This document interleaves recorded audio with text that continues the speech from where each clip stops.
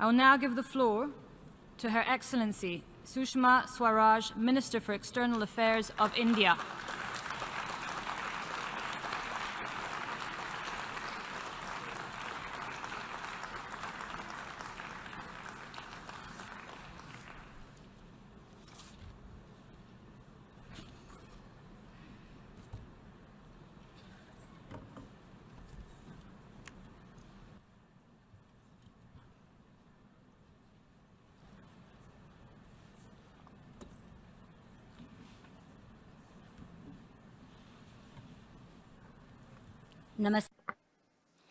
Namaste. Madam President, let me begin by offering my heartiest congratulations to Foreign Minister Lajak for becoming the President of the 72nd United Nations General Assembly. For those of us fortunate to represent our nations as Foreign Minister, this is a particularly happy event. One of us has this honor. Madam President, I had spoken before this Assembly last year as well. It is a year that has seen much change both in this Assembly and in the world it represents. We have a new Secretary General at the United Nations. He is determined to prepare and strengthen the United Nations to meet the challenges of the 21st century. We welcome his efforts and see in him a leader who can give practical shape to a vision. Madam President, our contemporary world is trapped in a deluge of troubles, of which surely the most dangerous is the relentless rise of violence. Terrorism and the ideas that engineer this evil are spreading at the pace of a conflagration. Climate change stares us in the face and threatens us with its dimension. There is a growing question mark over maritime security. For a mix of reasons, provocative and inflammatory, people are leaving the psychological, cultural, and economic comfort of their traditional home space to seek refuge on distant shores, causing global anxiety. A large part of the globe's population is still tortured by hunger and poverty. The youth are beginning to lose hope as they confront unemployment. Women victims of historic discrimination are demanding but they must get gender empowerment. Nuclear proliferation is back in the zone of dangerous headlines. Cybersecurity has become a source of deep insecurity. In 2015, we set ourselves a target of 2030 to find solutions to many challenges of this agenda. 2 of these years have already passed. Surely, it is already time to ask how much has happened. If complacency defines the next 13 years, then we are in danger of losing control. We need a sense of urgency, as well as unshakable fortitude to take decisions that can avert catastrophe.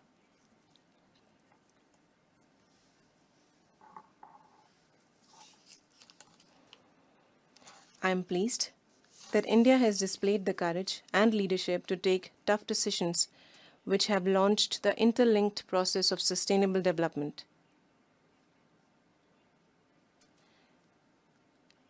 The complete eradication of poverty is the most important priority of the present government.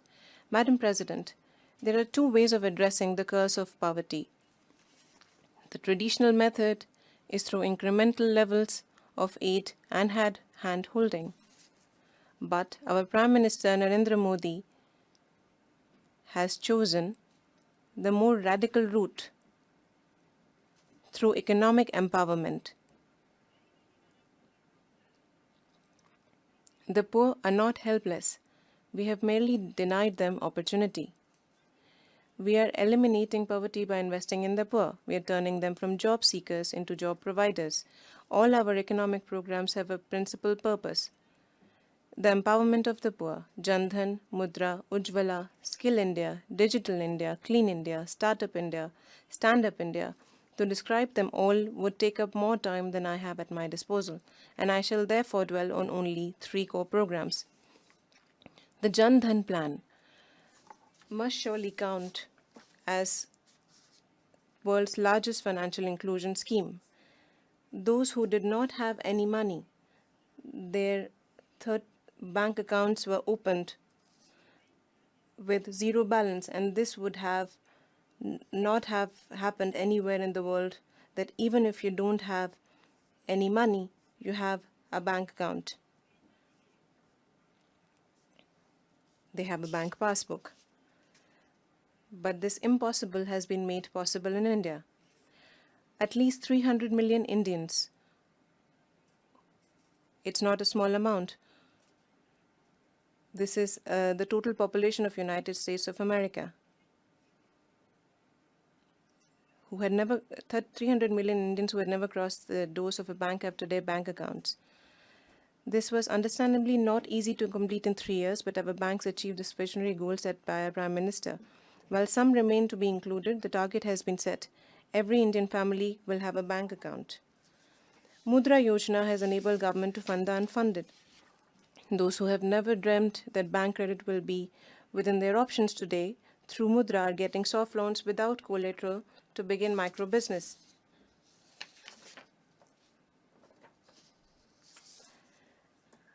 I'm particularly delighted to inform you that 70% of these loans have gone to women. Unemployment spreads despair. Through Skill India, Startup India, Stand Up India, poor and middle class youth are being trained to match their own talent with bank credit and become self-employed as small-scale entrepreneurs. Ujjwala is a signature scheme of our government.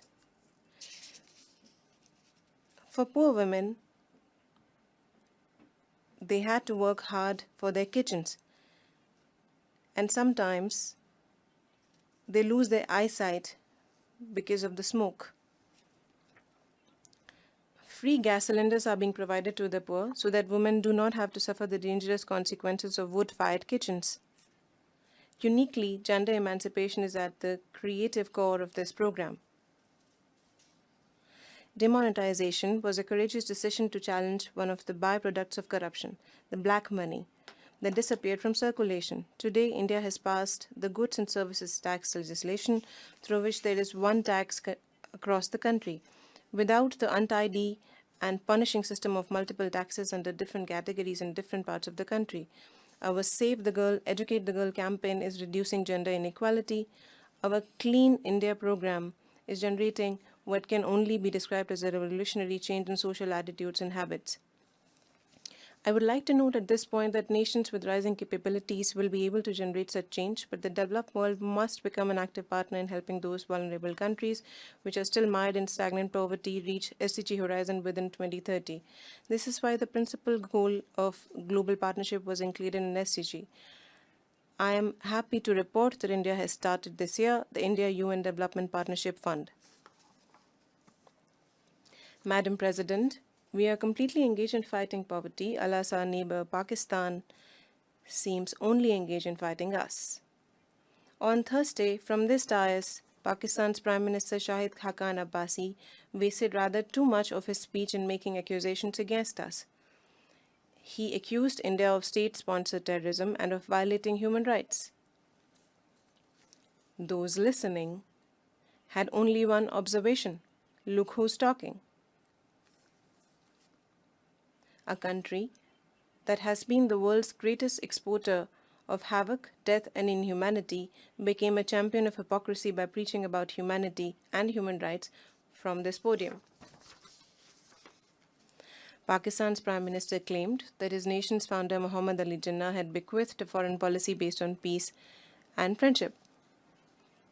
I would like to remind him that while it remains open to question whether Jinnah Sahib actually advocated such principles,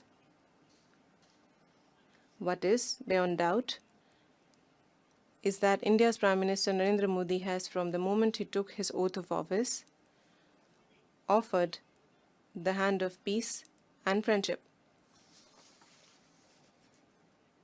Pakistan's Prime Minister must answer why his nation spurned this offer. Prime Minister Abbasi has recalled old resolutions that have been long overtaken by events, but his memory has conveniently failed him where it matters. He has forgotten that under Shimla Agreement and Lahore Declaration, India and Pakistan resolved that they would settle all outstanding disputes and issues bilaterally. The reality is that Pakistan's politicians remember everything, manipulate memory into a convenience. They are masters at forgetting facts that destroy their version. Pakistan's current Prime Minister spoke of a comprehensive dialogue between our two countries. I would like to remind him that on 9th December 2015, when I was in Islamabad for the Heart of Asia conference, a decision was made by his leader, Mia Nawaz Sharif, then still Prime Minister, that dialogue between us should be renewed and named it a comprehensive bilateral dialogue. The word bilateral was used consciously to remove any confusion or doubt about the fact that the proposed talks would be between our two nations and only between our two nations, without any third party present. And he must answer why that proposal withered, because Pakistan is responsible for the aborting of that peace process. Madam President, I would like today to tell Pakistan's politicians just this much. Ask them that perhaps have they ever thought that India and Pakistan became free within hours of each other? Why is it that today India is recognized as IT superpower in the world and Pakistan is recognized only as the preeminent export factory of terror?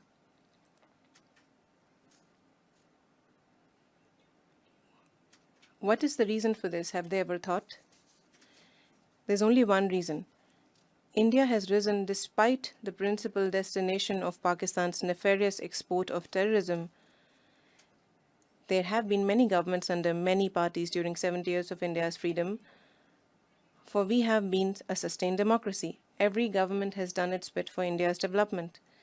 We have marched ahead consistently without pause, creating IIMs, IITs, AIMS, and in the fields of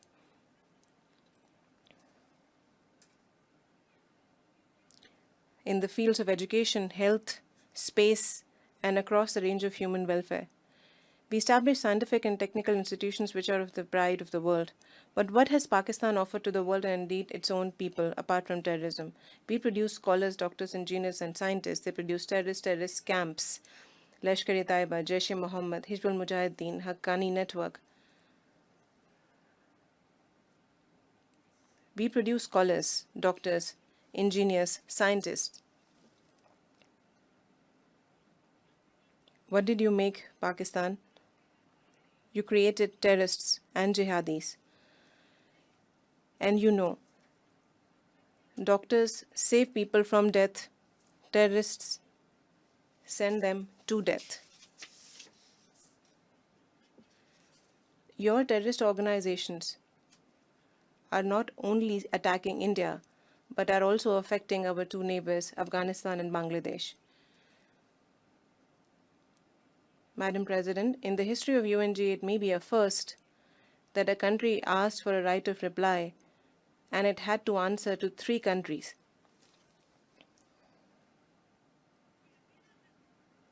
Does this only fact not depict the reality of their actions? If Pakistan had spent on its development what it has spent on developing terror, both Pakistan and the world would be safer and better off today.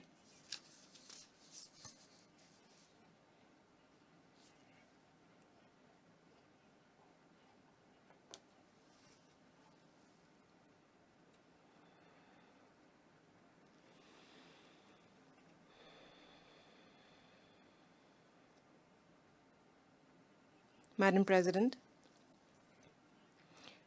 terrorism is at the very top of problems for which the United Nations is searching for solutions.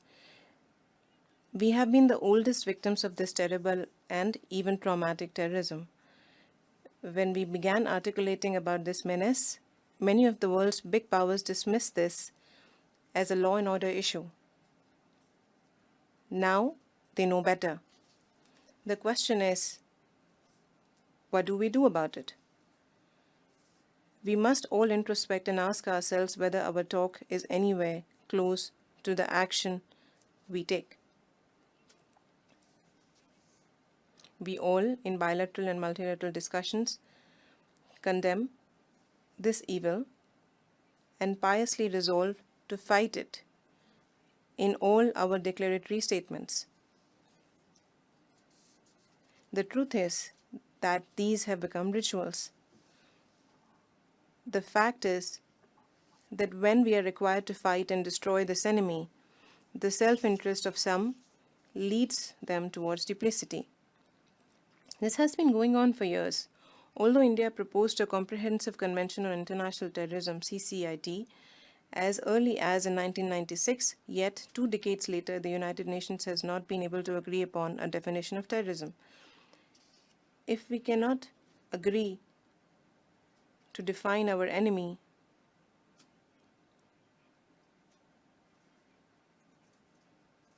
how can we fight together?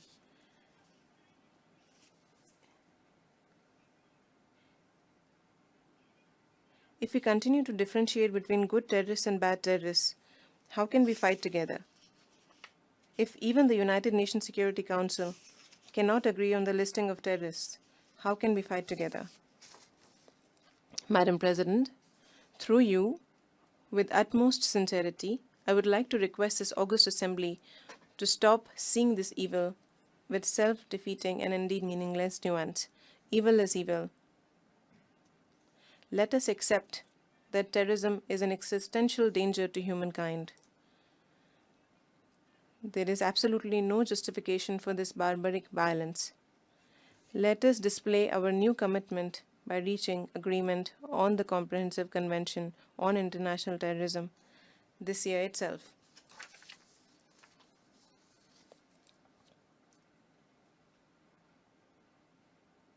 Madam President, I had identified climate change as one of the significant dangers to our existence. India has already said that it is deeply committed to the Paris Accord. This is not because we are afraid of any power, influenced by a friend or foe, or tempted by some imagined greed. This is an outcome of a philosophy that is at least 5,000 years old. Our Prime Minister has, on his personal initiative, launched the International Solar Alliance as witness to our abiding commitment to the cause. Madam President, when we talk of world peace, we mean peace not only among human beings, but also peace with nature. We understand that human nature is sometimes inimical to nature, but we would like to amend human nature when it tends in the wrong directions. When we inflict our greed upon nature, nature sometimes explodes. We must learn to live with the imperatives, cycles, and creative urges of nature. In that lies our own salvation. We have just witnessed hurricanes, earthquakes, rains that inundate, storms which terrify. This is not a mere coincidence. Nature sent its warning to the world even before the world's leadership gathered in New York at the United Nations through Harvey. Once our gathering began, an earthquake struck Mexico and a hurricane landed in Dominica. We must understand this requires more serious action than talk. The developed world must listen more carefully than others because it has more capacities than others. It must help the less fortunate through technology transfer and green climate financing. That is the only way to save future generations. Madam President, we are discussing turbulence and change across the world, but the one organization created to address world affairs is beset by its own problems. It seems to believe that it can afford not to change from the precepts and perceptions that determined its birth. On 18 September, there was a meeting here on the UN reform. I participated. I witnessed an evident desire for change to do something. But I do want to remind you that at the 2005 World Summit, there was a consensus that early reform of the Security Council is an essential element of our overall effort to reform the United Nations.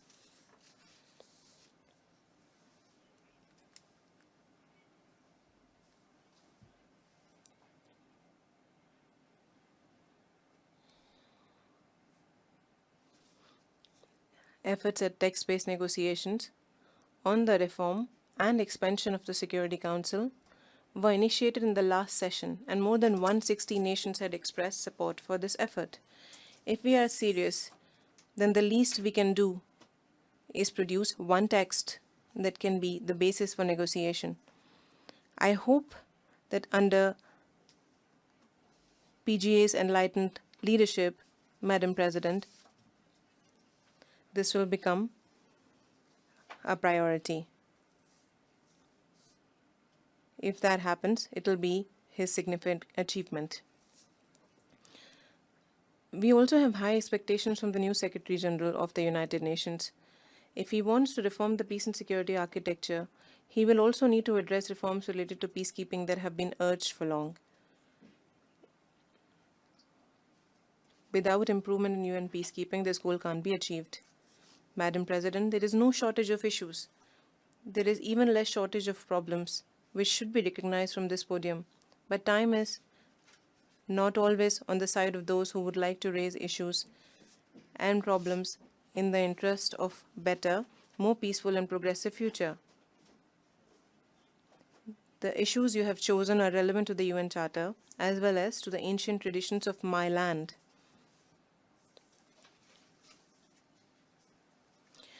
Madam President, my country's culture and thought has been shaped by a history and philosophy that believes in peace as humankind's only rational, practical objective. We truly believe that the world is one family. We hope that every member of this family deserves the elixir of life, happiness. Let me end by reciting a verse that is a synthesis of thought. May all be happy. May all be healthy. May all see what is good. May all be free from suffering. May all be happy. May all be healthy. May all see what is good. May all be free from suffering. May all be free from suffering. May all be free from suffering. I thank you, Mr. President.